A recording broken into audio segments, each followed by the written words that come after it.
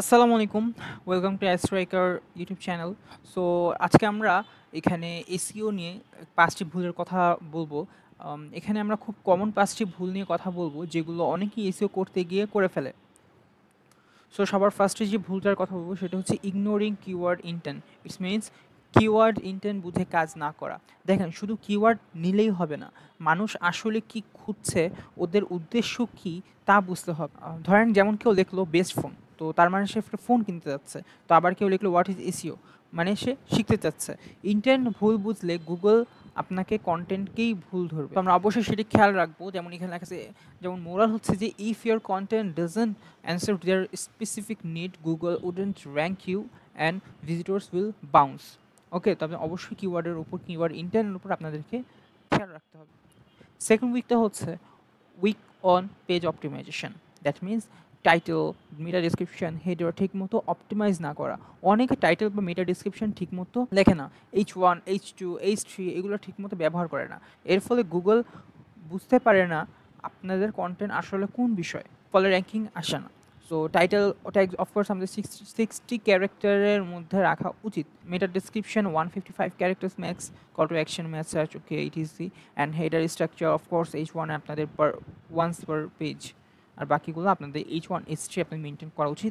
এগুলো অবশ্যই আমরা সামনের ভিডিওগুলোতে ডিসকাস করব। আপনারা সাথে থাকবেন, অবশ্যই আমাদের সাবস্ক্রাইব করবেন চ্যানেলকে, আমাদের চ্যানেলের সাথে থাকতে পারবেন। আমাদের ফেসবুক পেজ আছে, সেখানে আপনারা দেখতে পারেন, আমাদের সাথে আমাদের ফলো করতে পারেন।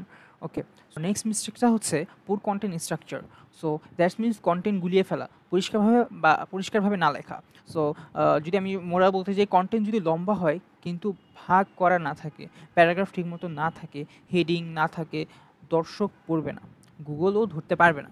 স্পেশাল করে ছোট ছোট সেকশন বানিয়ে লিখলেই অনেক উন্নতি হয়। আপনারা যদি প্যারাগ্রাফ টাইপের লেখেন, আপনারা যদি বুলেট পয়েন্ট দিয়ে লেখেন, আপনার ডিসক্রিপশন সুন্দর করে H1 H2 দিয়ে মেনটেন করেন, তাহলে আপনারা তাহলে ভিজিটরদের খুব হেল্প হয় লেখাটা পড়ার জন্য, ওই জন্য তারা পড়ে। তো আপনাদের এটাও মেনটেন করা উচিত। তো নেক্সটটা হচ্ছে slow website speed. That's means website slow হওয়া, সাইট যদি ধীরে লোড হয়, ইউজার রাগ করে বের হয়ে যায়, কাইন্ড অফ এরকম। তারা তাদের মানুষের তো ধৈর্য নাই যে আপনাদের নিয়ে অনেকক্ষণ ধরে লোড হবে বা তারপর সে পড়বে। তো আপনাদেরকে ওটা অবশ্যই মেনটেন করে রাখতে হবে। তো গুগল এই জিনিসগুলো দেখে র্যাঙ্ক কমিয়ে দেয়। ইমেজ অপটিমাইজ করা, অপ্রয়োজনীয় প্লাগইনস কমানো, সাইট হালকা করে রাখা। নেক্সট মিস্টেকটা হচ্ছে no backlinks strategy. That's means backlink না বানানো বা ভুলভাবে বানানো। অনেকে শুধু কন্টেন্ট লেখে কিন্তু ব্যাকলিং বানায় না। গুগল বলে অন্য সাইট যদি আপনাকে রেফারেন্স দেয় তাহলে আপনি সত্যিই ভালো। অর্থাৎ ব্যাকলিং না থাকলে গুগল আপনাকে বিশ্বাস করবেই না। Guest post, social share, quality link এগুলো খুবই মাস্ট দরকার এঙ্গেজ বাড়ানোর জন্য, আমাদের ওয়েবসাইটকে গুগলের কাছে ট্রাস্ট করানোর জন্য। এটি 5টা ছিল। তো আপনাদের অ্যাজ সুন অ্যাজ পসিবল যদি আপনার ওয়েবসাইট থাকে বা আপনার ইসো কাজ করতেছেন বা করবেন, আপনাদের এই 5 মিস্টেক কখনোই করা যাবে না। আজকে আপনারা এগুলো যদি করেন, ঠিক করে নেন, তো মোরাল বলে দিই আবার, your SEO success depends on matching keyword intent, optimization, every on page element, structuring content clearly, maximization speed, and building authority through quality backlinks. Start with one mistake, fix it completely, then move the next.